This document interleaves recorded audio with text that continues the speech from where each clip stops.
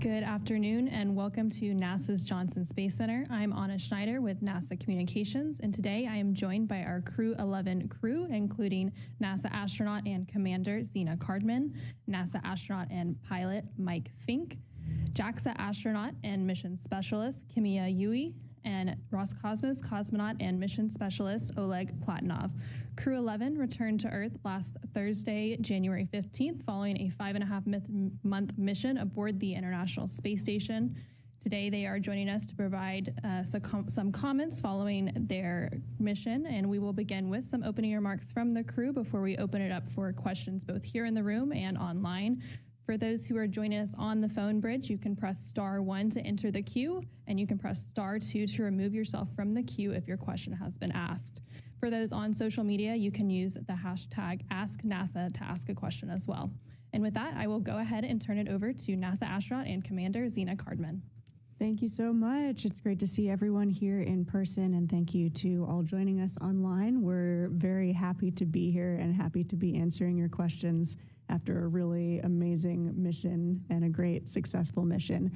Just to start off, of course, we are back here a little earlier than we were expecting, and just to say it up front, we are not going to be identifying the crew member or talking through the differential or any of the details of the medical situation. Thank you so much for respecting our privacy. What I will say is I'm deeply proud of the way that our crew came together and incredibly grateful for all of our mission control, flight control team, our crew on orbit, the team on the ground, our doctors, and the way that NASA and SpaceX came together in a way that minimized risk to the crew, to our spacecraft, and to the ongoing mission of the International Space Station as a whole. We have crew members still on orbit carrying that mission out. We are so proud that we got to be on orbit for the 25th anniversary of continued human presence in space. It's been an incredible mission, and we're here to talk about that mission as a whole. I'll pass it now to Mike Fink, who was the commander of the International Space Station. Yeah, wow.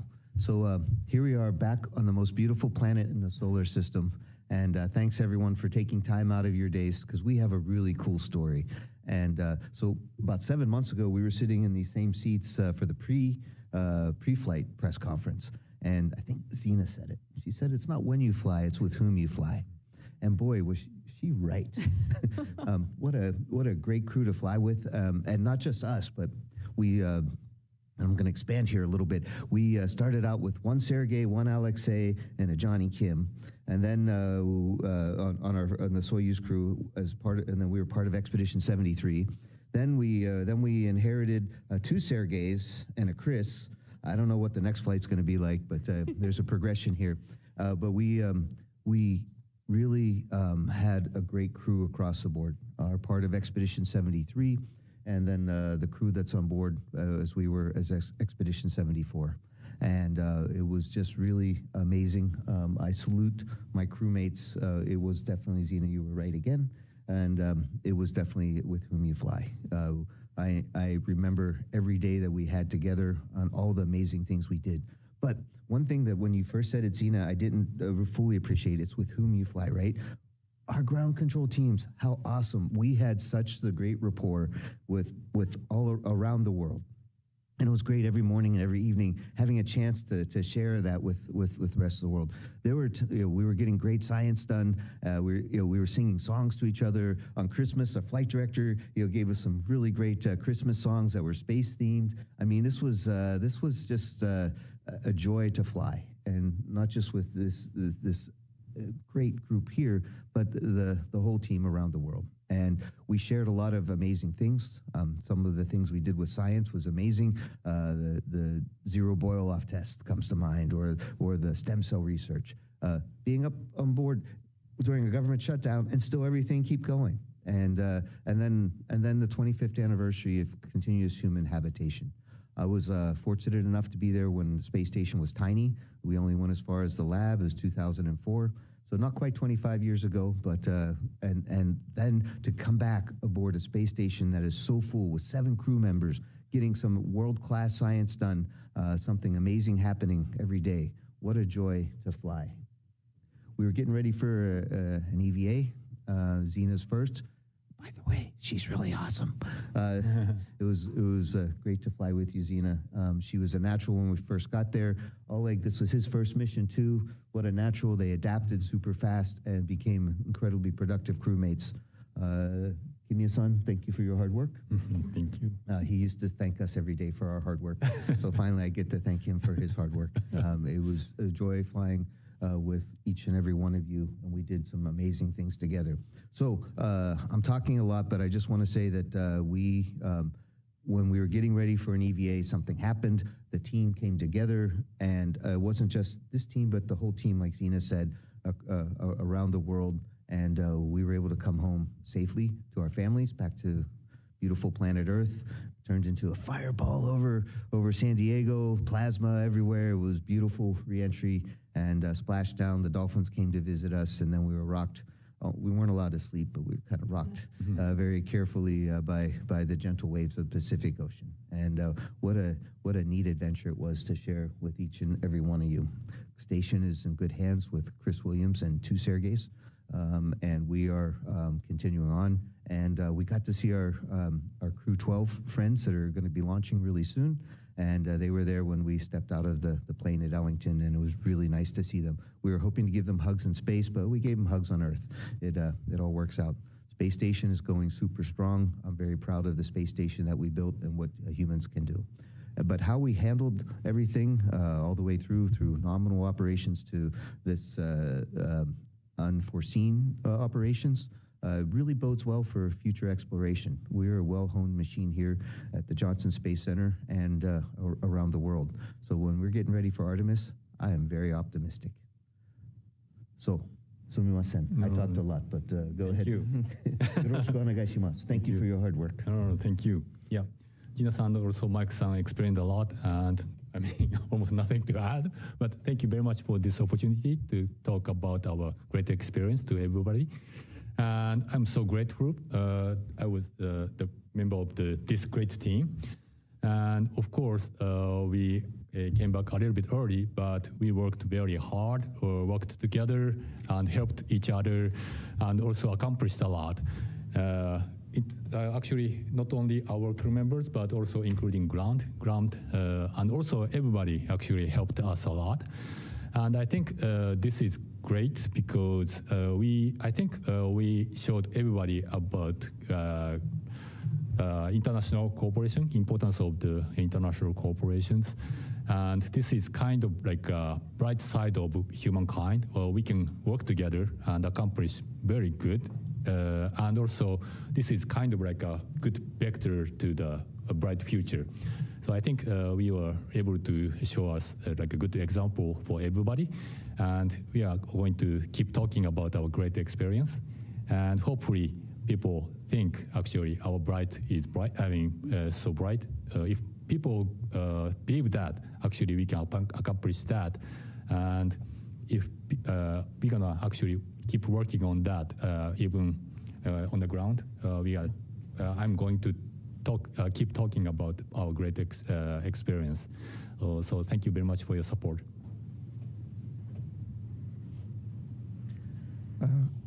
Hello, everybody. I was really happy to be as a part of Crew-11. I had and I have super awesome crewmates: Zina Sensei, Michael San, Kimya Sensei, my commander, pilot, and me in this crew. And also I would like to say for you, thank you very much for your help and support during preparation, during flight. And I'm really happy. It was unbelievable, unforgettable increment for me. It of course was first flight for me, and I'm happy to have you with me during this flight. And also I would like to say thank you very much for this opportunity. Thank you, my country, Roscosmos, NASA, United States, and SpaceX. It's super opportunity for me to have this flight. And also thank you very much, ground team in the all MCCs, Moscow, Houston, Tsukuba, Munich, Huntsville. Thank you for your great work and support. And thank you very much, everybody. All right, thank you. And with that, we will go ahead and open it up for questions beginning here in the room before going to the phone bridge. As a reminder for those joining us on the phone bridge, you can press *1 to enter the queue and *2 to remove yourself from the question queue. When called on, please state your name and affiliation as well as to whom your question is addressed. And with that, we will begin here in the room. Thank you. I'm Mark Carreau with Aviation Week and Space Technology. With the space station nearing its end of life, I know there's been a lot of discussion about trying to get as much done as possible that you can do up there. And you had a pretty full agenda. I'm just wondering, even though you left a little bit early, do you feel that may have subtracted from the ability to do everything, or did you really charge on and get as much done as you could and leave? I know there's only 3 now for just a little bit, but do you think the desire to get as much done in the research and tech development will be interrupted very much by what happened? So if I could just take that one. Our crew was a very productive crew, and our ground teams were amazing because they balanced everything based on what we could deliver and to make sure that we had enough rest. And it was a very nice pace. And it was a lot of things to get done. And yes, we left. We came home about a month early, and that is going to affect the timeline a little bit. Just because there aren't 7 people, there's 3. And but what's really neat is that our replan capabilities are great, and we're not missing anything that had to be done time critically. We're able to move things around. We still have 3 cargo ships on the USOS side, and I think 2 Progresses on board. So there is still a lot of unpacking and packing to do, just for the cargo operations. Not to mention, all of the science and everything else. We left a really capable crew on board. Sergei Kuznetsov is a great commander. Chris Williams came up and with great enthusiasm and willingness to learn. So we're in very good hands. There's going to be a little bit of a difference in schedule, but we're going to be able to accomplish everything we need to do. When Crew-12 arrives, they're going to hit the ground running. But again, we have this down to a really nice system where our mission control teams, our planning teams, the space station program, all kind of take a good pulse and give us as much work as we can do. And we as crews try to deliver, and there's flexibility in the schedule, and that's what keeps the space station going. And there's still some more years left in our beautiful space station. All right, thank you. We'll go ahead and go to the phone bridge for a few questions. First up, we have Anthony Leone with Spectrum News. Hello, everyone, and thank you so much for taking our calls and questions today. What happened up there? What type of suggestions would you recommend for future missions? And would each you, if you could you want to go back just to finish the mission the way you were hoping to? Thank you. I hope to go back to ISS for so many reasons. It's just an incredible experience. And I think even though we had an unexpected timeline, there's so much that we are proud of and so much we did accomplish. Like Mike mentioned, we welcomed so many visiting vehicles. We had every single docking port full at one point while we were up there, which is just absolutely incredible. So we got a lot of research done, a lot of cargo transferred, setting up the space station for really the rest of its incredible career. As far as things we would do differently, I am very proud to say that we were as well prepared as we possibly could be, and that's thanks to a lot of really excellent training that we get on the ground, and just being up there with really excellent operators and people who come together as a team really goes a long way, and that's the crew on orbit as well as our ground support teams. All right, next up on the phone bridge, we have Jonathan Seri with Fox News. Thank you so much for doing this, and welcome home. For Zena and Oleg, how did your first space flight live up to expectations? I know you worked hard to prepare, but are there things that you just have to experience firsthand that stood out and surprised you? And for Mike and Kimia, how did your first flight on Dragon compare to the space shuttle? For me, one of the surprising things was almost how unsurprising it was, if that makes sense. I felt incredibly well prepared thanks to all of the excellent training that we get here at Johnson Space Center, at our international partners, and at SpaceX. Of course, there are some things that you just have to experience for yourself, but for me, those were all a thrill and a joy. I actually enjoyed re-entry even more than launch. It was a lot of fun, and I'm very grateful that I got to experience that with this crew specifically. I absolutely agree with Zena. Launch and re-entry was super amazing and active time. It was nice, and I was surprised how our Earth, our planet, beautiful, and it's most beautiful when we can see on the picture. I was surprised. It's big difference between picture and real view from Dragon's windows. What I saw first time after ascent, and no, I think that's all. And I also was surprised how my crew is great. Shouldn't be big a surprise. Yeah. Yes. So last flight was like by Soyuz, and this time as a Crew-Dragon. I was so surprised, actually. Crew-Dragon flight was so smooth and very comfortable, and just like future-like, like a touch panels, like a very, cool future-looking, nice, like a suit. Yeah. So I really enjoyed, but just differences. So I really loved actually both experience. So landing on the hard surface, that's also good. A little bit harder landing, but no shaking after landing, that's also good. Softer landing, but after landing, shaking, that's also good.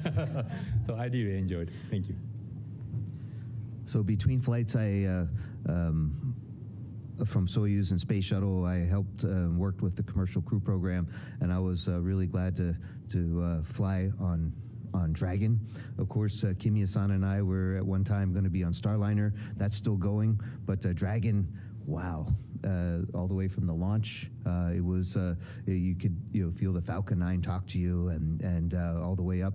It was hard to hear the Falcon 9 though, because I think there were some shouts of joy and giggles and things going on as we were launching and enjoying the experience, and that's such a human thing. And then coming back, Zena, Commander, made a brilliant choice of turning down the lights so we could see the plasma through the windows and orange glow. And I will say that it was the shuttle came in very benignly with its profile, and it was more of a pink glow.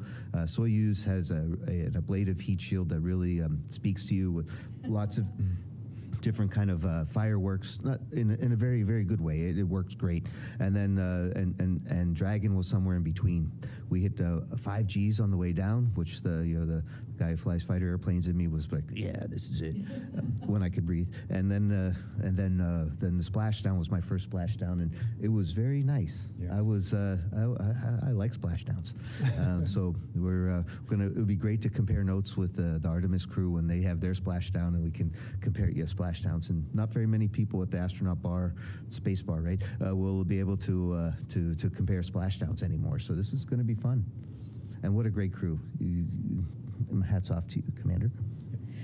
All right, next up we have Marcia Dunn with the Associated Press. Oh, yes. Hi. For Zena, you were just one day away from making your first spacewalk when it was called off. How crushing was that? And also, if one or more of you could just talk a little bit about the medical equipment aboard the space station and how it did or didn't prove useful.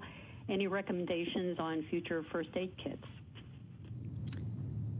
Yeah, for me, of course, spacewalking is something that we all train for, and We had multiple crew members on board who were qualified to do a spacewalk.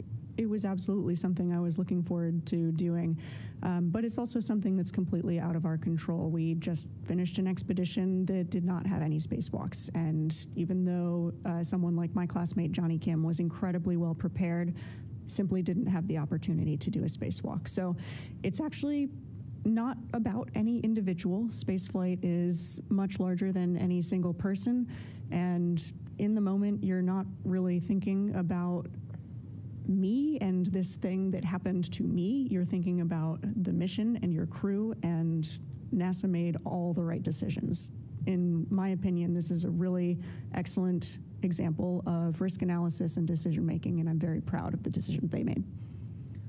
Just to add on to that just a little bit about the equipment, one of the things I remember from Expedition 9 is we just started working with ultrasound machines, and I think the ultrasound technology has gotten better on planet Earth, and we've taken that into space. And having a portable ultrasound machine helped us in this situation. We were able to take a look at things that we had and didn't have, and all of my crewmates, we got so much experience with ultrasound in looking at human bodies as we change over time as part of science and medicine. So when we had this emergency, the ultrasound machine came in super handy. So I'd recommend a portable ultrasound machine in the future for sure for all space flights. It really helped. Now, of course, we didn't have other big machines that we have here on planet Earth, and maybe some of those can't be in space. And we do try to make sure that everybody before we fly are really, really not prone to surprises. But sometimes things happen and surprises happen, and the team was ready. And that was, like Zena said, preparation was super important. Next up, we'll go to Robert Perlman with Collect Space. Thank you. A question for Mike and one for Zena. Mike, once it was decided that you and your crewmates were coming back early, did it become sort of a scramble to get packed up, or did you forego or abbreviate what you normally pack for the ride home? And for Zena, at the very start of the mission, we all got to very briefly see your zero-G indicator and heard that it was related to a shared experience with a SpaceX training member. Can you now elaborate a bit more on why a SEAL and what that experience was? So we had made a promise to ourselves as a crew not to be last minute in getting packed and prepared. Fortunately, we had enough time to make sure that our Dragon was ready to go, and in a few interstitial spaces, we were able to make sure that we had our things packed and ready to go home. And I think because being ready a little bit ahead of time, Zena says, I don't like doing stuff at the last minute. And we all agreed with her. We listened to her. And those are true words of wisdom. So we weren't super rushed, Robert, but it was definitely, we were focusing on the things of making sure we as a crew and our Dragon were ready to go, and that we handed over any last minute pearls of wisdom to Chris and to Sergey. Yeah, for the zero-G indicator, forgive me, I won't read you in on the exact inside joke, but it is a shared memory with our SpaceX lead trainer, Paul Weiss, and that whole training team who got us ready for this flight. And Paul was actually also my lead trainer for Crew-9 and that lead up. And so he has been just such a steadfast friend and excellent trainer getting us ready for this space flight. So we really felt like Paul was with us in the capsule, and we very frequently said, let's make Paul proud with our actions and our decisions, and I hope we did. So thanks, Paul. We will take a quick question from social media. At Dewani2 on Instagram asks, what did you miss most about Earth? Oh. Emilia? Yeah. Certainly the people. You didn't miss me. I was there with you. So what else did you miss? You were first. I just forgot. All right, next up we have... Oh, no. Okay, I'll say what everyone missed. Kimia-san missed hamburgers and french fries. We talked about this. You are as well, right? Yes, yes, because I complained about missing hamburgers and french fries. And Oleg, I think you missed your beautiful wife, Irina. Absolutely. And Zena, you missed a lot of things, but you were, I think, born to be in space. I was pretty happy there, but Yes. I did miss ramen. Yes, and any kind of noodles became ramen, It's even true. if they weren't really ramen. We called them ramen. All right, next up we have Will Robinson-Smith with Spaceflight Now. Hey everyone, thank you for taking the time to speak with us today. Question to Mike and potentially Kimia if you'd like to chime in. Mike, you briefly touched on Starliner and, in your time on orbit, both of your colleagues who flew the CFT mission, Butch and Sunny, announced their retirement from the astronaut corps. So given that you and Nicole Mann are the last two, correct me if I'm wrong, but remaining NASA astronauts who have been trained on Starliner, at least publicly announced, do you envision that once Starliner is ready to carry crew again, you might be a part of a future crew? Is that too early to ask that question, or how do you kind of see yourself moving forward with that part of the commercial crew program? Thanks. Yeah, that's a great story about Starliner and where we are with that, and we're wishing Boeing and the commercial crew program some super success in getting Starliner. It's really in NASA's interest to have two partners that can fly spaceships, and the more people flying in space, the better off we are. I think we are just focusing right now on rehabilitation and getting back and getting maybe back in line because it was such a nice ride, and we'd like to get back in line again. But in the meantime, though, there's a lot of capable astronauts, and I think we're all gonna we'll figure out who's gonna fly the next Starliners. But at some point in life, if they ask you, you wanna go fly, of course, it's hard to say no. In the meantime, if I had a chance to fly with any one of you again, I would immediately say yes. I'd cancel any retirement plans and get right back to flying. This is such an amazing crew. And Zena was right again about it's not when, but with whom. And Yui-san, shall we go fly Starliner? What do you think? Oh, yeah. I really want to. I really liked actually training in Starliner. And also really liked the design concept. Yeah, very capable. So of course I would like to fly Starliner on Starliner, but on the other hand, JAXA has less slot actually to send JAXA astronaut to ISS, and I just want to support actually young astronauts to go to ISS. So yeah, probably this flight might be a last one. So I just want to support other crew members. JAXA astronauts from ground. Thank you. All right, next up we have Joey Roulette with Reuters. Hey, thank you. Question for Kimia and Oleg. I'm curious to hear what you two think about being part of the first kind of medical return from the ISS, and did either of you help or play any role in managing this medical concern? Thanks. Okay, thank you for the great question. Actually, for me, I was so surprised, training actually works very well. And also ground, including, everybody, crew members, and also ground team works actually well prepared, actually, training-wise. So we can handle anything, including planning, replanning, everything. But so I was so surprised, actually, because of the 25th of history of ISS operations. We are very capable, and if we use this kind of experience, actually, our future human spaceflight will be very, very, actually, we can handle any kind of difficult situation, I thought. So, of course, we came back early, but including this kind of decision, this is actually very, very good experience for the future human spaceflight. Thank you.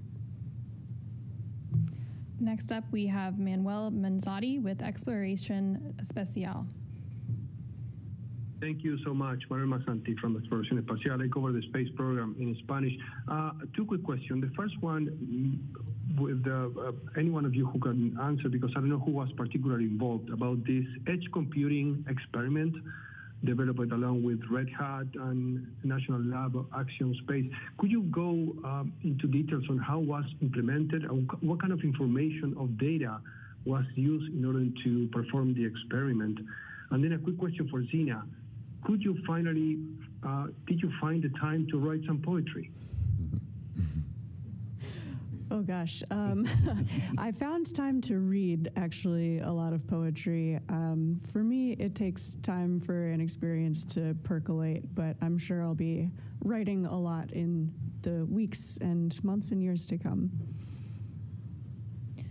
And as far as edge computing on board the space station, I don't think we were involved with the actual computations. What we did was we were a little bit like IT support and made sure that the computers had the power and connections with the Ethernet and the communication so everything could work. Sometimes, especially with commercial payloads, we aren't as super involved to know exactly what the results are, but I'm sure our friends at Red Hat and the rest of the team, we tried to make sure that all of our payload customers were happy and that we did our very best to help them. So I'm sure edge computing was pretty interesting, but we haven't heard the results yet. And we will come back here in the room for a question. Richard Two with the Post newspaper. Mike, a quick question for you. Last time we were here, we talked about amateur radio and your interest in that. And it was a very good answer you gave me at that time. I'm curious, in the time that you were up there this time, were you able to participate in any events related to amateur radio? And were any of the experiments RF-based that you worked on? Yeah, so I was super excited and still am with amateur radio. What was interesting and what I was really proud of is that all my crewmates participated with our school outreach, and we salute the ARIS team for sharing space flight with people all over the world. I think I talked to a school in Africa. I think you had one in Japan and South America, Yeah, South America, Central America. Yeah. I had one contact with a research ship that I worked on briefly, which was really special. Yeah. That was very cool. And we didn't. I personally let myself down a little bit and not having too many random QSOs out there. But we did reach out and have a chance to talk to people across the planet in whatever language, because that was a fun thing. There were some neat experiments also, especially on Russian side, and with some extra video.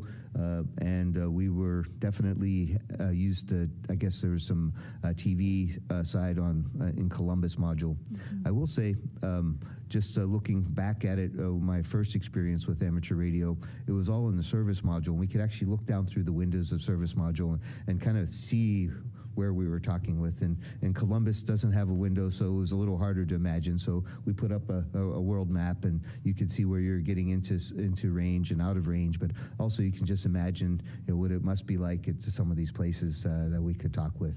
And I think if we had that extra month or so that we came, I would have liked to think that version of me would have reached out on the radio and talked a little bit more. Maybe next time.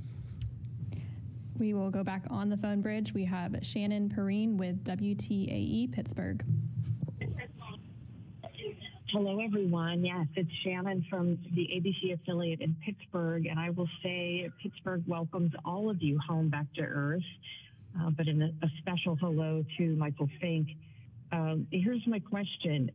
What do you say that in your time, though it was truncated in space, you were able to do to advance the cause and mission of science on Earth in your time there? And I'd also like to ask how you all are feeling right now today. Well, Shannon, thank you for the Pittsburgh welcome. And how yin's doing? And we are really, it was great to be back up in space. I'm super proud of what we've accomplished in science. Yeah, we were truncated, but 5.5 months is a long time to get a lot of good things done. One of the things that comes to mind is our stem cell research. That's just going to make things better. When you take gravity out of the equation, the cells can reorganize themselves in some really amazing ways, especially with stem cells. They can be anything. So we're thinking that there's a nice future for not just the International Space Station, but for commercial space stations to help with medicines and actually human-grown organs and organelles that can really help help people who are sick on the ground. And Pittsburgh's a great place like that. We are at the forefront of a lot of medicine, and there's a lot of room in the space program for research from from one of my favorite city. All right, next up we have Sophie Sanchez with Cosmic Chicago. Hi, thank you for taking my call. Over the years, we've seen how different anomalies lead to new training and procedures. I know it's early days still, but can you share if you have any ideas how your unique experience might translate into new training for future astronauts? Is there anything new being discussed already? Thank you. I don't know what new is being discussed already. I'm very sure that we will have a lot of great lessons that we can take away from this experience. I already feel very confident that we get really excellent training, especially for any kind of urgent situation that might arise. We're really well trained to get a situation stable. Beyond that, I think the farther afield we go as we journey beyond low Earth orbit, having tools on board to diagnose and treat a myriad of situations is going to be a really interesting problem to solve. But while we're in low Earth orbit, I think we were as well set up as we possibly could be, and I'm really proud of the way the team reacted. So I would not actually want to train any differently than we already had. Next up, we have Ryan Kiton with NASAspaceflight.com. Hi, thanks for doing this. Welcome back to Earth, Ryan Caton, NSF. I was just wondering, usually when the crew transfer happens on orbit, it's to my understanding that the outgoing crew will hand over some advice or some other words to the incoming crew. So I'm just wondering if you'll be doing that with Crew-12 on Earth rather than in space. Thank you. Yeah, we want Crew-12 to hit the ground running, or hit the space floating, something like that. I think all of us have some really good perspectives. I think Zena and Oleg can help, especially the new flyers, and on what to expect. I think my only advice to them, just as we did with the change of command ceremony, was take time and stop for a group hug. Group hug and selfies. And selfies. Is great about photos. And Crew-12 is not arriving to an empty space station. They have Chris, Sergey, and Sergey there, so they will get lots of handover. As far as Dragon-specific stuff, that's something that we're happy to talk to Crew-12 about, and they're getting really great training in Hawthorne right now. Next up, we have Claire Cameron with the Scientific American. Hi there. This goes to anyone in the crew who wants to answer. What were some of the biggest challenges that you faced during the course of the mission, aside from obviously the medical issue that prompted your return? And then also, what were some of the science highlights whilst you were in orbit? Thanks. Oh. Not enough hours in the day to take photos. That was one challenge. There's just so much to share and to do and to see, and I think I could stay there for 18 months and still feel like I didn't have enough time. Yeah, I think that was one of my biggest challenges. There's just so much to see and experience. And it was all wonderful. I mean, seeing the Earth from so many different aspects, getting a chance to talk to people from all over the planet. Absolutely. And so many really interesting experiments that we got to take part in. Some of them are experiments where we're tracking our own human bodies and how they adapt to the spaceflight environment. I come from a life sciences background, and so I really loved all of the chances I had to work in the life sciences glove box. Of course, I'm very familiar with pipetting small volumes of liquids from one vial to another vial, but I'm not as familiar with those liquids kind of clinging to the tip of your cannula and trying to crawl out of the tube that you're trying to put it into. Some really interesting quirks of working in this weightless environment. But again, the farther afield that we start to go, the more we're going to need astronauts to be the eyes and ears and lab notebook for the researchers on the ground. We're not always going to be the scientific experts. In fact, we rarely will be. And so I think the ISS has been an excellent proving ground for how we get science done and also involve a mission control team that includes scientists and the experts here. Yeah, super collaborative. Mm-hmm. We will come back in the room for a couple of questions. Oh, thank you again. Mark Carreau with Aviation Week in Space Technology. And I wanted to follow up on an earlier question I had, and I think this is for Mike or Zena. But Mike, you spoke confidently about not falling too far behind because of the training and the flexibility and the people who are going to follow up with the spaceship. Well, one of the things you're going to do at the end was a spacewalk to kick off, I think, the 7th IROSA, to get 8 installed in all, to give the station adequate power for a whole lot of activity, and then for the deorbit. Do you feel as confident that they'll be able to catch up? And I think they're try to look at the end of this year for the spacewalks to at least receive both and maybe get the 7th or 8th installed. But, you know, there's time. I just wondered how confident you feel they can move ahead.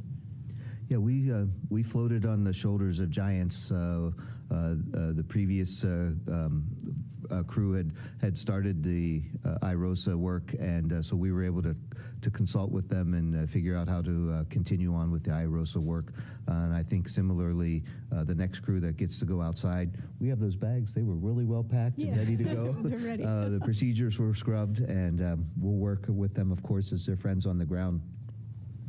I do believe, Mark, like you said, is that, again, I can't speak for the program, but I do think that the space station program has some flexibility. These weren't the immediate things that needed to be done like we had, I don't know, 8 or 9, 10 years ago with when we had a leak in our thermal control system that had to be done immediately. So I think there's some flexibility in getting the job done. I'm just really amazed with all of the variables, how well that our teams on the space station program side and the flight operations director at FOD side, how well we can come together and make a new plan. You know, we had a really great plan, didn't work, so we got a new plan coming up, and I do think that there's some flexibility, and it will be great to help our teams, at least from what we can do down here, to make sure they're successful. And the space station will just keep going. It's a wonderful, amazing space station that we've built, and it was just a real joy to be back on board. We will take another question here in the room. Gina Sinceri with CBS News. The briefing before your spacewalk that didn't happen, they talked a little bit about the new solar arrays, but sort of threading this needle between maintaining the space station but getting it ready to deorbit. Did that make your time up there a little bittersweet, thinking, so many good memories here? I don't think I got to experience the bitter part of it. It was really, yeah, it was all sweet for me. It was really special to get to see the space station. I don't know if all of our active astronauts right now will get to see the space station. And so I'm so grateful that I got to, and that I got to be there with people like Mike and Kimia who have been there before, and Mike especially, who has been involved in constructing the space station from its infancy, really. And it's been such a marvelous, collaborative, incredible piece of human engineering and collaboration, and to have our international partnerships there. I'm just so grateful that I got to see it. We will take a couple of questions from social media before popping back to the phone bridge. At Sean Vecchio on Instagram asks, what was your favorite moment from your mission? Ooh. All of them? Can we choose all of them? Yeah. Oh, gosh. Yeah, there's a lot to choose from. One really special one for me was celebrating New Year's with the crew. It was, off-duty time for us, and we all gathered in the service module, the entire crew, our Soyuz flyers and Dragon flyers, and just being there together as family, and then calling each of the mission control centers as they at home were experiencing their local New Year's Eve. It was just really heartwarming. I don't know how else to put it. It's such a human event. Yeah, yeah.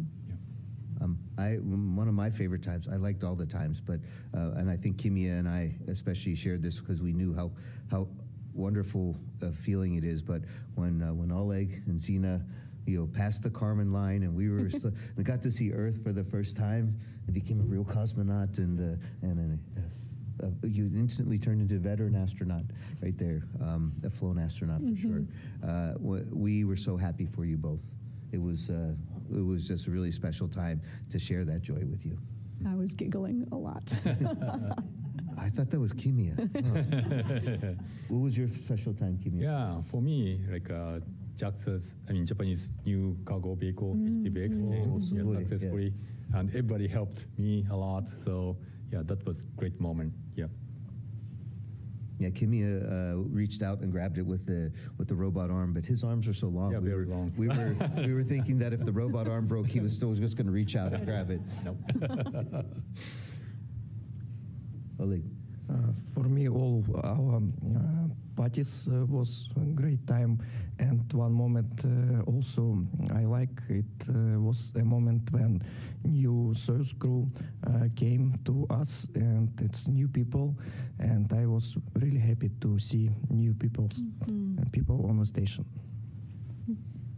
Thank you for that. And at Nils122000 on Instagram asks, what was your favorite aspect of having free time on the International Space Station? Oh, just looking out the cupola for me, taking pictures. Absolutely. Yeah, that never got old. Yeah, we had some free time, but not a lot. And I enjoyed free time when we like we mentioned, is we had some time to spend together as a family. And my first mission, we only had 2 people, and it never got old. But it was really cool having 7 people. And the times that we spent together, we made sure that we had meals together at least once a week. Sometimes we did it more. I think there was one week where we had special space cakes, three cakes in 1 week for all kinds of celebrations and milestones in people's careers. So those kind of things. Yeah, and I think that's one thing that was definitely new was space cakes. Yeah. My first flight, and we would just get a cookie and put some icing on it, and that was good. But they got better. We will head back on the phone bridge for another question from Joey Roulette with Reuters. Hi, thank you. I just had a quick question, hypothetical question about NASA's astronaut medical privacy policies. If the astronaut who suffered the medical issue wanted to identify themselves, would they be able to under NASA's rules, or are these NASA rules requiring everyone to not talk about it? Thanks. I have no idea. I'm actually not sure of the answer to that, so you'll have to ask someone else. Yes. Joey, we can follow up with you on that question, but as a reminder for this specific crew, we won't be disclosing any further details, and the crew is not planning to identify themselves for this situation. All right, I think that is the final question we have for today. So we will go ahead and conclude today's news conference. Thank you for joining us, and welcome home, Crew-11.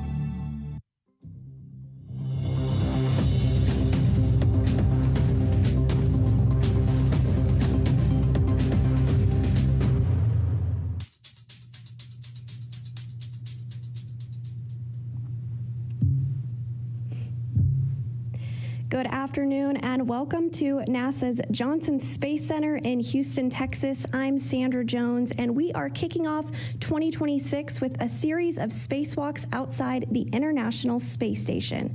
Here to discuss today's spacewalks, we have three briefers. They are Bill Spetch, the Operations Integration Manager for the International Space Station, Deanna Trujillo, who is a Flight Director, as well as Heidi Brewer, who is a Flight Director as well.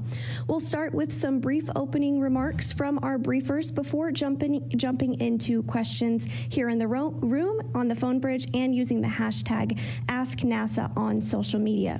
If you are dialed into our phone bridge, you can press *1 to submit your question. If you do feel that your question has already been asked, simply press *2 to withdraw it. And if you are on social media, you can use the hashtag AskNASA to submit your questions on our various social media platforms. So without further ado, I'll hand it over to Bill for his opening remarks. All right. Thank you, Sandra. And thank you all for joining us today to discuss these two upcoming spacewalks outside the ISS.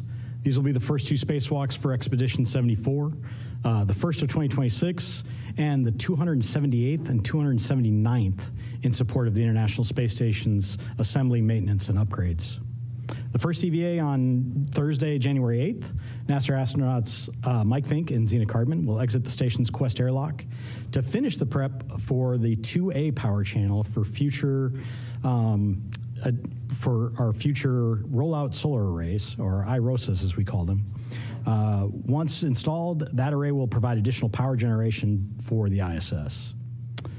Additionally, the duo will swab the outside of the ISS again to test for microbes in our microorganisms experiment campaign. This will be Zena's first spacewalk and Mike's 10th. Mike will become the 6th U.S. astronaut with 10 spacewalks done. And Mike has totaled over 48 hours, over 2 days outside the ISS.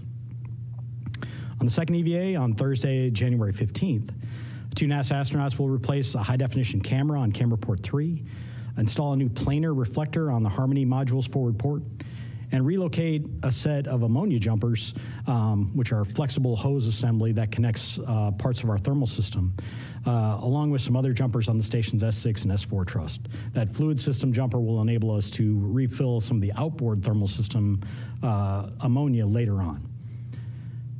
Beyond those spacewalks, we have an incredibly busy start to the new year. As soon as we finish off that EVA on the 15th, we'll move right into another reboost of the space station on January 16th using the SpaceX 33 capsule. This will be the final reboost using that capsule's boost trunk capability. We'll then quickly move into packing up that Dragon in prep for having it undock from ISS on January 21st. Reminder that SpaceX 33 delivered more than 5,000 pounds of supplies and research to ISS. Then there's no rest for us. As we go from that, we'll have to pack up the HTVX vehicle that is also still on board. We will get that packed and targeting unberth and release of that spacecraft in late January. Right now we're targeting January 27th for the unberth and January 28th for the release. The reason there's a split there is there's some experiments that we're doing with the actual HTVX, looking at those sensors and looking at the reflectors on the front of the station to support a future demonstration that they want to do with the HTVX vehicle. HTVX arrived carrying 4.4 tons of supplies and research to the ISS. And then we're looking forward to the launch of NASA's SpaceX Crew-11 in February. That'll send astronauts Jessica Meir, Jack Hathaway to the station, along with ESA astronauts Sophie Ardno and Roscosmos cosmonaut Andrei Fadeev. This will be the second flight for both Jessica and Andrei, and Sophie and Jack's first flights each. The launch is targeted for February 15th today. We continue to celebrate, as we go here, the International Space Station's 25 years of continuous human presence. We're advancing scientific knowledge and demonstrating new technologies that enable us to prepare for human exploration of the moon as we prepare for Mars. Station's design requires humans living on board to maintain, operate, and upgrade it. So these commercial crew missions that come up, as we talked about with that, are very important to the mission. As you can see, we have to do some maintenance outside too, so we'll be going out and doing some spacewalks. given the proximity of the holidays, I want to send a special thank you to the entire team that supported the development work associated with these spacewalks, all the preparation work that has gone into it, as much of that occurred over the holiday season, and the team's dedication always amazes me, and we are ready to go for these upcoming spacewalks. For more details, I'll hand it over to our flight directors. First, for the first EVA, Deanna. Great, thank you, Bill. Today I'm going to talk to you guys about EVA 94. As Bill just said, we are very grateful and very excited to be doing this EVA, and grateful to the team who has been working so hard to get us to this stage through the holidays. We will start with the team, so if we could please go ahead and cue up the slide. Okay, our first slide will be the team as you can see it here. We got Farouk will be our EVA a flight controller lead. At the same time, we have two of our astronauts. The first astronaut going out, which is with the red stripes, is Mike, just as Bill mentioned. And then Zena will be our second astronaut. If we can please go ahead and, perfect, thank you. So there he goes, you got the pictures of them. Let's go for the next slide, please. And the next slide, please. Okay, so to talk about really what we're going to do here, if you can cue the next one as well. Excellent, thank you. All right, so if we look at the station itself and we take a giant step back, the location where we're gonna go do these activities today, actually on January 8th, is on the 2 Alpha area, which is the port side of the space station. So we're gonna come out of the airlock and we're gonna translate to the 2 Alpha port side of the station where we will go over a few items. One of them is our primary activities, the modification kit, which, as Bill mentioned, is a structure that's going to be holding the solar arrays themselves. We will also have, perfect, that's a slide where you can see the modification kit. What we're going to do with the modification kit here is we're going to put 3 of the struts, the color struts that you see, the blue, the red, and the green one. As we are assembling that, it will take us about 4 hours and a half to complete that activity in a nominal case. And then after that, one of our astronauts, in this case Mike, will move to another activity, which it will be a jumper cable activity. The jumper cable activity will be an installation that we're going to have to increase our redundancy on our power system. In addition to that, that's great, that's a good image. So as you can see on the right side of the station, there's a few activities that are listed there. 2 Alpha mud kit on the right side of the image, then you will see the DDCU cable, which is the second ellipse in the image, and then after that, you'll see that Zena will be also working in parallel to Mike on the torque resets. What that means really is that Zena is going to go to the boxes that you see in here on the bigger ellipse. She's going to undo the torque of a few boxes that we have in there, which are our battery boxes, and then redo the torque at a lower value. The intent there with that is to position us or put us into an advantaged position so that in the future, if needed, robotic operations can come in and remove the boxes. By her changing the torque value, it will enable those operations. Once we complete everything in the port side, what we're going to do then is to now return to the airlock. At the airlock itself, we will be doing 5 samples of the microorganisms. So let's go over that. Thanks for putting that up. For the microorganisms, just like Bill mentioned, we will be swabbing 5 different locations, all of them at the airlock area. The first image that you see on the right of the slide from me is a swabbing right at the edge of the airlock door, the hatch itself. Then we're also going to do a swab on the cover of the hatch itself as well, and then we're going to swab as well the glove. Those are 3 samples that I'm showing you there, but we're going to double some of them, which is why it accounts up to 5. After we complete that activity, Zena and Mike will return back into the airlock, and EVA 94 will have been completed. Now we're going to play a video for you all so you can see all the activities that I just described from end to end. If we can please cue it up. We will begin the day with our crew members Mike and Zena egressing the airlock with their strut bag and the cable bag.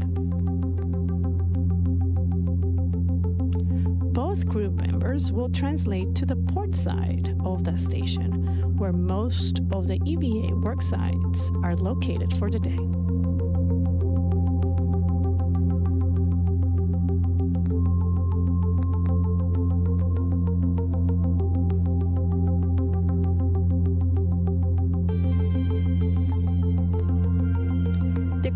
Begin with the installation of the modification kit or mod kit, which consists of 3 struts and several bolts on each side of the BGA.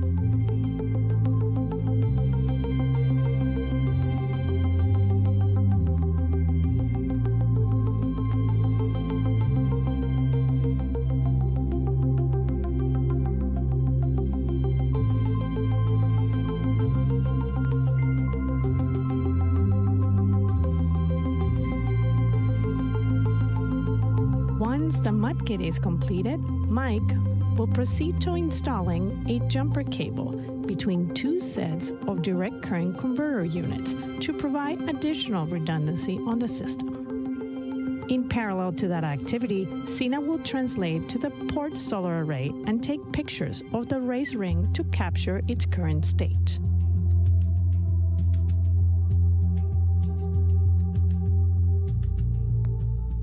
Once that is completed, Sina will translate back, where she will torque 3 battery units to a lower value to enable future robotic removal operations.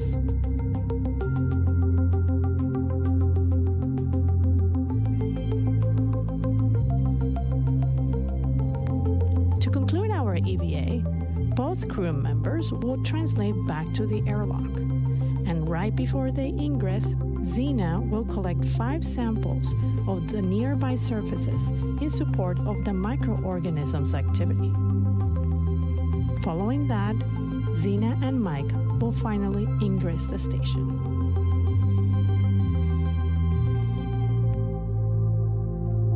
And this will conclude our EVA number 94.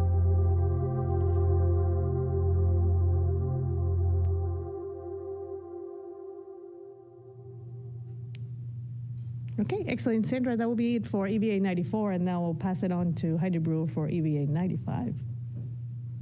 All right, good afternoon, everyone. I'm here to talk about EVA 95, which will be performed on the 15th. And I'll take the first graphic, please. The crew office is currently working on the assignment for which crew members will be working this EVA. We have a number of different flight controllers that have been working very hard to prepare for the EVA, and I really appreciate their efforts in getting ready. This pictorial shows you the starboard side of the space station, which is the primary area where this EVA will be taking place. You'll see that the green blocks are for our EV2 crew member and the blue blocks are for our EV1 crew member. We do have one that's taking place off of the starboard truss, and that is our primary, most important objective for this EVA. That's the Node 2 forward IDA planar reflector removal and replacement. That's all the way in the